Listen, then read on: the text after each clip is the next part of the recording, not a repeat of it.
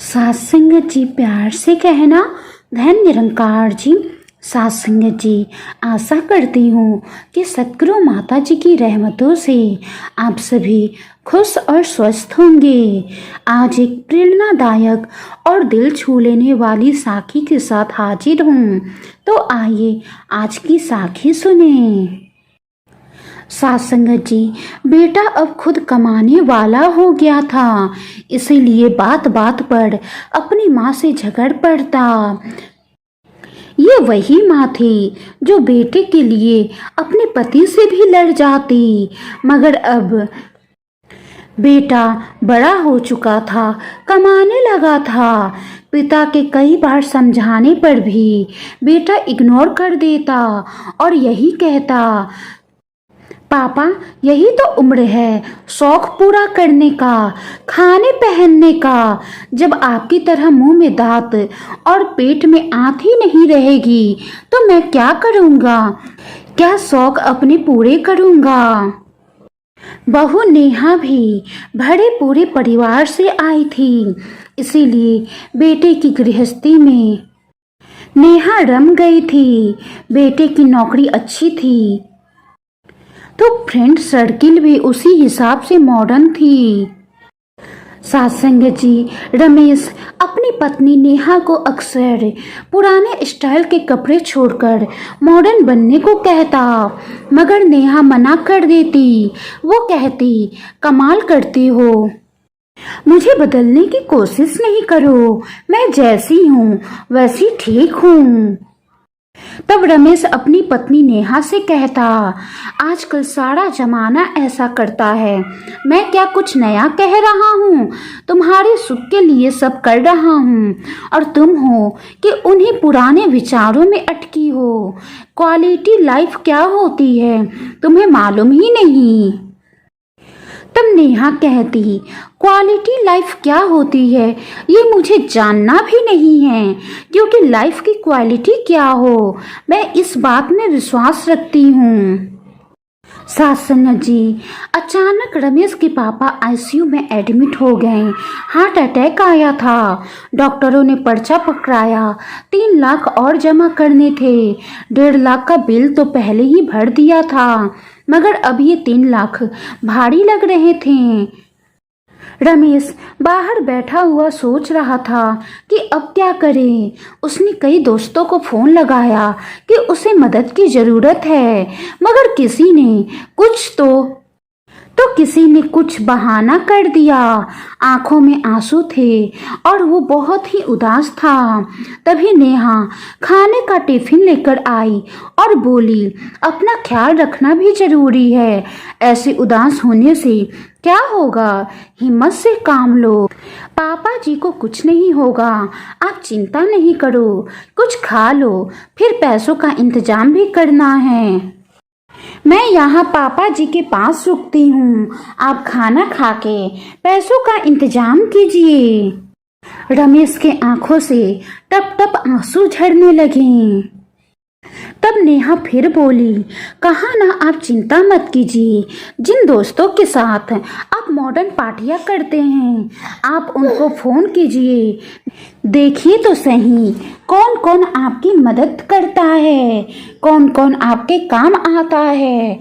सत्संग जी, पति रमेश खामोश और सुनी निगाहों से जमीन की तरफ देख रहा था और कह रहा था कि मैंने सबसे बात की, सबने मना कर दिया, सबने कोई ना कोई बहाना बना दिया। आज पता चला कि ऐसी दोस्ती तब तक की है जब तक कि जेब में पैसा है। किसी ने भी तसल्ली नहीं दी, किसी ने भी हाँ नहीं कहा, जबकि उनकी पार्टियां पर मैंने लाखों उड़ा दिए।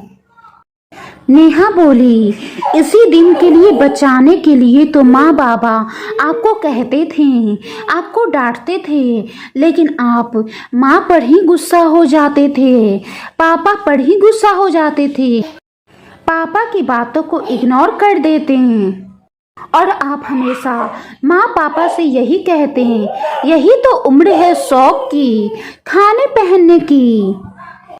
पापा, जब आपकी तरह मुंह में दांत और पेट में आंत ही नहीं रहेंगे तो मैं क्या करूँगा।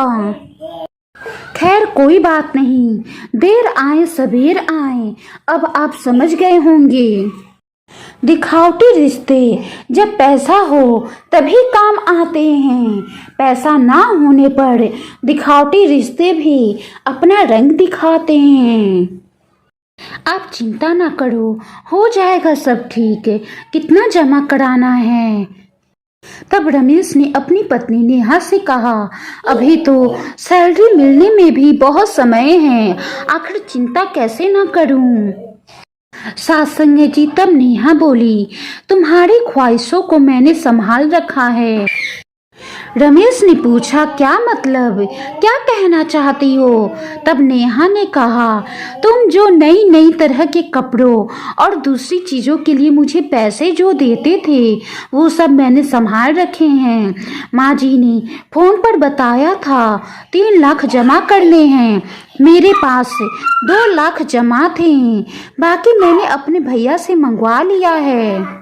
मैं जो आपके लिए टिफ़िन लेके आई हूँ खाने वाला, उसमें एक ही डब्बे में खाना है, बाकी डब्बे में पैसे हैं।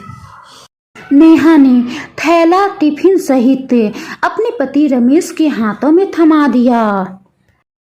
रमेश ने कहा, नेहा तुम सचमुच अर्धांगिनी हो, मैं तुम्हें मॉडर्न बनाना चाहता था, मैं हवा में उड़ रहा था, मगर तुमने अपने संस्कार नहीं छोड़े, आज वही संस्कार काम आए।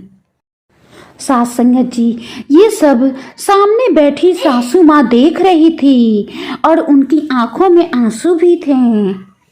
सासू माँ को आज खुद के नहीं बल्कि पराई माँ के संस्कारों पर नाज था और वो बहू के सर पर हाथ फेरती हुई ऊपर वाले का शुक्रिया अदा कर रही थी और यही कह रही थी कि मुझे हर जन्म में तेरी जैसी ही बहू मिले। सास संगत जी, रिश्ते खून के नहीं होते हैं, रिश्ते एहसास के होते हैं। अगर एहसास हो तो अजनबी भी अपने होते हैं और अगर एहसास ना हो तो अपने भी अजनबी हो जाते हैं। सास संगत जी, बुरा समय आपके जीवन में उन शक्तियों से सामना करवाता है जिनकी आपने अच्छे समय में कभी कल्पना भी नहीं की होती। जब कोई अपना अपनों से बड़ा बनने लगे तो समझ लो दरार निश्चित है, और जब कोई अपना अपनों को बड़ा बनाने या झुककर उठाने लगे तो समझ लो प्यार निश्चित है। पहले आयु में बड़े का सम्मान होता था, अब थोड़ा सा फर्क आ गया है, अब आयु में बड़े का सम्मान होता है। कोई है जो दुआ करता है अपनों में मुझे। सास संगत जी, इंसान का परिचय शुरुआत भले ही उसके चेहरे से होती होगी, लेकिन संपूर्ण पहचान तो उसकी वाणी, विचार और कार्यों से ही होती है।